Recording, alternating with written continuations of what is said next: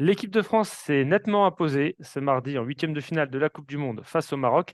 4-0. Vincent, quel contraste par rapport au premier match des Bleus dans cette Coupe du Monde, un 0-0 face à la Jamaïque qui n'augurait pas grand-chose de très spectaculaire sur le plan offensif. C'est clair qu'il y a une différence radicale avec l'entrée en matière qui était pour le moins insipide. Euh, faut évidemment parler aussi de l'adversaire. Je pense que le Maroc, on a senti en effet que c'était sa première présence à ce stade de compétition. Les Marocaines disputent leur première Coupe du Monde, sont arrivées en huitième de finale. C'était déjà un exploit. Il y a eu quelques erreurs qui ont été parfaitement exploitées par l'équipe de France, qui traduisent aussi ce manque d'expérience des Marocaines. Mais ça n'enlève strictement rien à la montée en puissance de l'équipe de France qui s'est confirmée, surtout d'un point de vue offensif.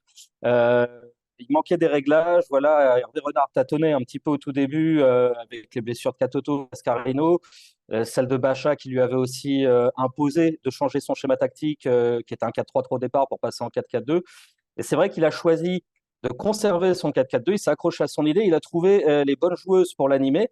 Euh, c'est exactement ce qui s'est passé aujourd'hui. C'est-à-dire que dans l'entrejeu, déjà, l'apport de Kenza Dali dans la créativité, dans la capacité à donner la dernière passe, et même dans la finition, puisqu'elle a inscrit le deuxième but des Bleus, de Selma Bacha qui a pas forcément réussi son meilleur match, mais dont la percussion côté gauche lentante avec Sakina Karchaoui donne beaucoup de percussions sur les ailes. Et évidemment, avec le temps, avec le retour en forme de Diani qui est arrivée convalescente aussi, euh, le duo Diani-Le Sommer, de plus en plus complémentaires, se trouvent très bien, ils arrivent parfaitement à décrocher, à prendre la profondeur, à s'accorder un petit peu là-dessus. Donc oui, Hervé Renard a quand même trouvé les bons réglages pour permettre à cette équipe de France de briller, ce qui était pas simple pour lui.